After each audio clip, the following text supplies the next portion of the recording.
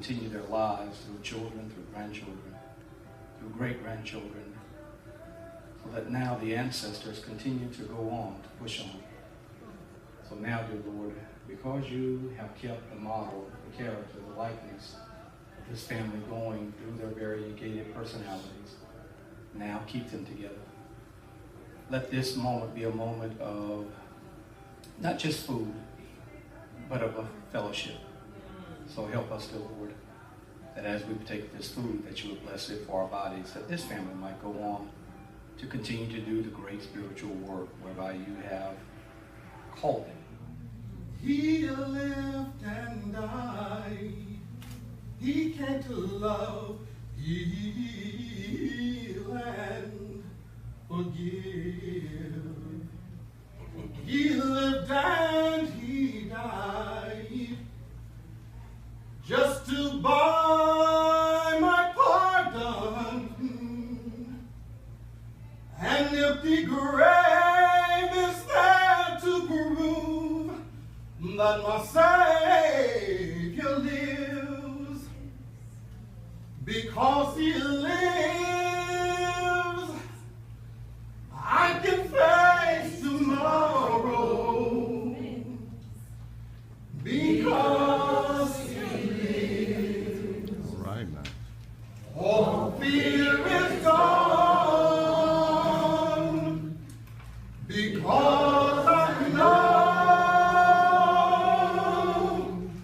he holds my future. My life is worth the living just because Jesus lives. Inside a perfect universe, a perfect world, and inside a perfect world, a perfect creation called Adam and Eve. And inside of that, dear Lord, gave them the abundance of all things.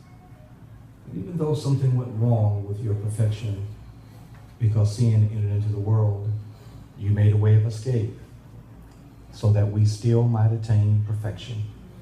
So we thank you, dear Lord, for not just making perfection, imperfection, but in recreating perfection once more by preparing a place for us that where you are, we might be also. In you, your offspring, shall all the families on the earth be blessed. I'm going to read from 1 Corinthians 13, verse 4 through 7. Love is patient and kind. Love does not envy or boast. It is not arrogant or rude. It does not insist on its own way. It is not irritable or resentful. It does not rejoice at wrongdoing, but rejoices with the truth. Love bears all things, believes all things, hopes all things, endures all things. Thank them for coming anyway.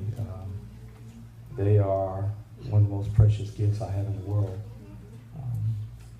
My wife is the most precious gift I have in the world. Because if you knew me, you would know she has put up with a lot to be married to me. I've dragged her all over, I don't need no hair. I've dragged her all over the country.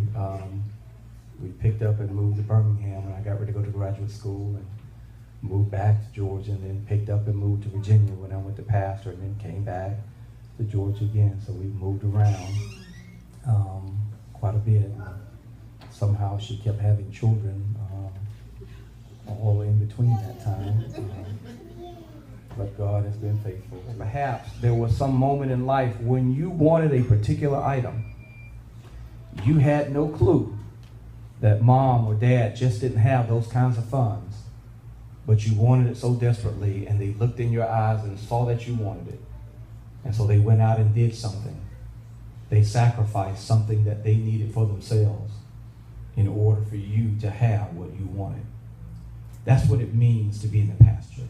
That's what it means to lack nothing, to know that every single one of your needs has been met because God has placed some foundational people in your lives to ensure that you would lack nothing.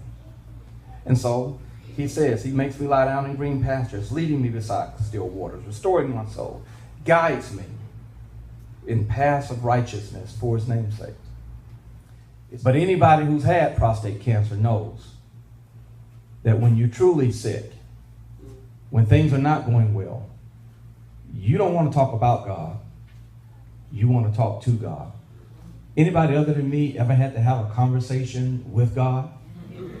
When times have come up to you and things that you didn't expect to happen, and all of a sudden, it's not about coming into the sanctuary, lifting up holy hands. It's about coming into the sanctuary because I need to talk with you. I need to hear from you. I need to know that everything is going to be all right. Amen. The problem with the church and with modern Christianity in this age of pimping, prosperity, preaching is that we have been told bad things shouldn't happen to us.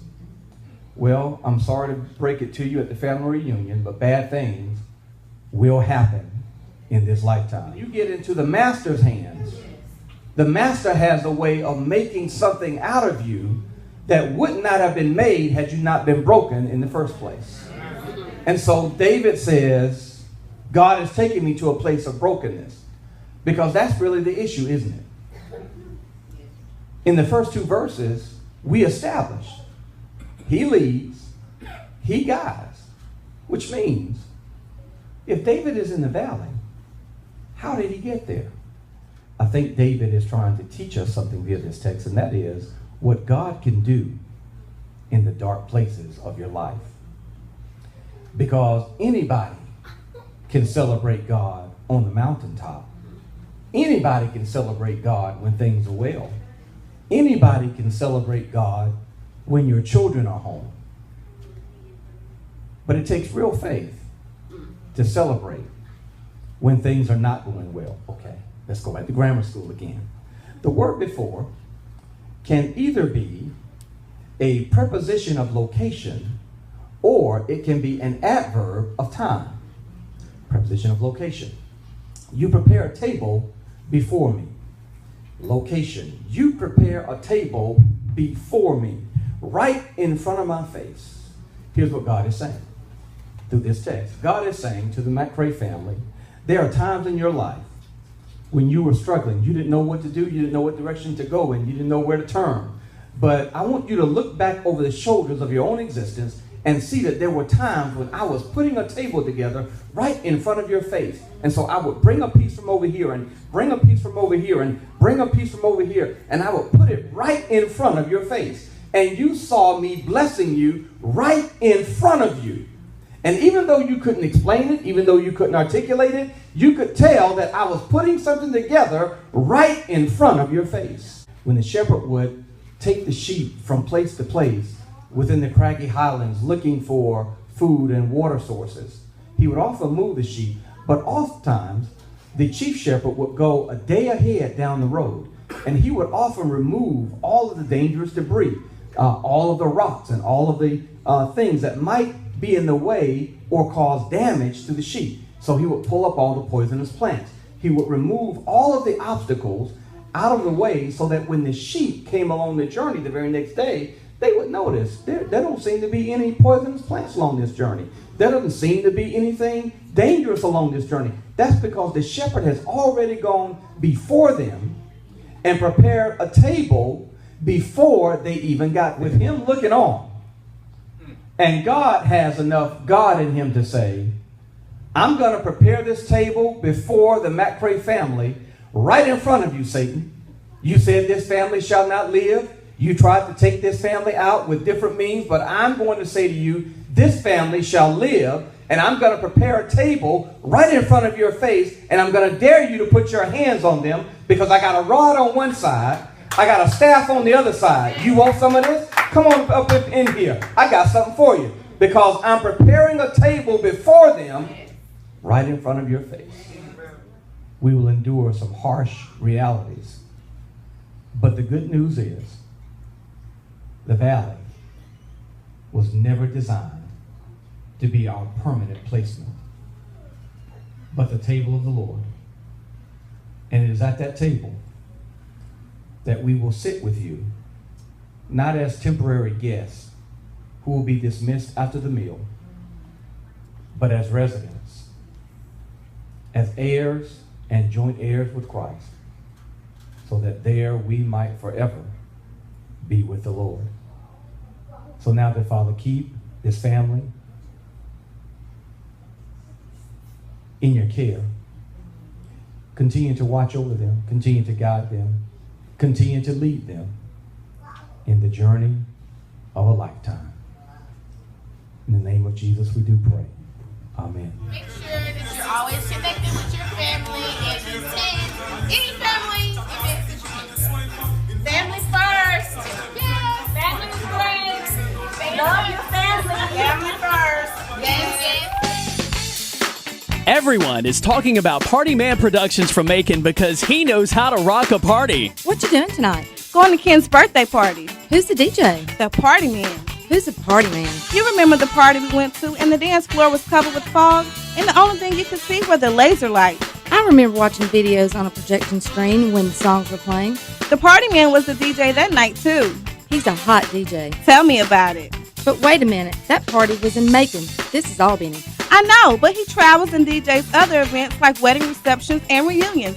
The party man played good music last night, especially when the Jungle Boogie came on, when smoke rose from the ground and the lights were shining through the smoke. What's his number so I can book him for my family's reunion? For details on booking, call 478-228-2604. And don't forget to ask for the Party Man. Call 478-228-2604. Ain't no party like a party man party, and the party man party don't stop. And there it is.